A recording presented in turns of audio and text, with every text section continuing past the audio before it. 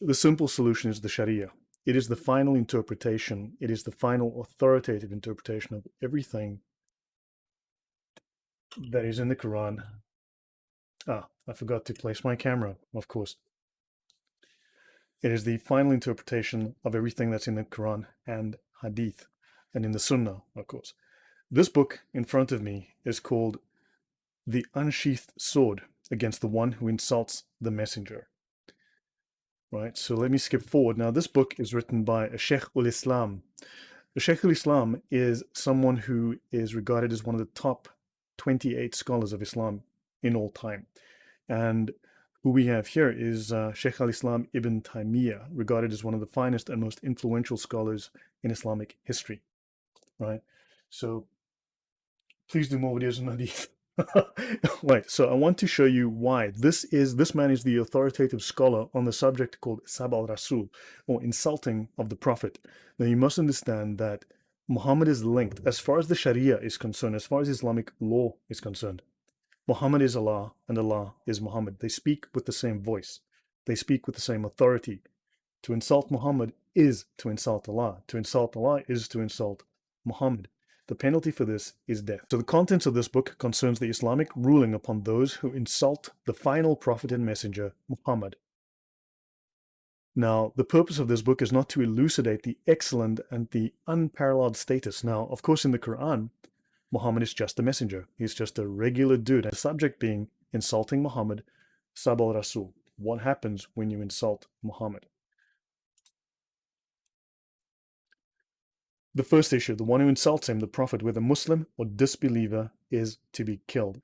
Whoever insults the Prophet is to be killed, whether they are Muslim or a disbeliever. Hopefully this clarifies for you that Sharia law applies to both Muslims and non-Muslims. The Muslims have a consensus that whoever insults Allah or insults his messenger or rejects anything from what has been revealed by Allah, such a person is a disbeliever. Now, what happens to disbelievers? Well, let's find out. Apostasy from Islam, Ridda, section 080. This is in the Reliance of the Traveler, as we know, the world's most famous Sharia manual. Whoever voluntarily leaves Islam is killed. That's section 08.1. There is no indemnity or expiation for killing him. Excellent. Let's step forward and see what this ruling actually goes. Let's go to page. Let's actually read the ruling from the Sharia. Apostasy from Islam, Ridda. Leaving Islam is the ugliest form of unbelief. Well, you're a disbeliever, right? You don't believe. Kufr, and it is the worst. When a person who has reached puberty and is sane voluntarily apostatizes from Islam, he deserves to be killed. I trust that is clear. Now, this explains why you can show Muslims all of the totally immoral things, all of the completely immoral things that Muhammad did, and they will deny them, despite the fact that you can bring Sahih after Sahih after Sahih Hadith. And because Muslims are forced by the Sharia to never attribute any defects to Muhammad. He can do nothing wrong. He is perfect. When they say he's the perfect man, they mean it, right?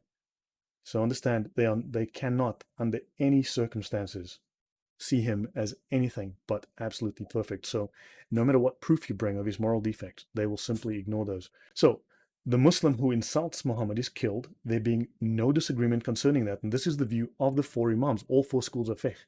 Remember, the other four schools of fiqh in Sunni Islam are all illegal. Only these four schools are legally allowed. The others today are tolerated, but they are not accepted, right? And also other than them. So not only just the four Imams, but there's a multiplicity of schools and major scholars that believe the same. They must be killed. Now they speak of, in several hadith, the hadith of the blind man who killed a woman when he heard her insulting the Prophet.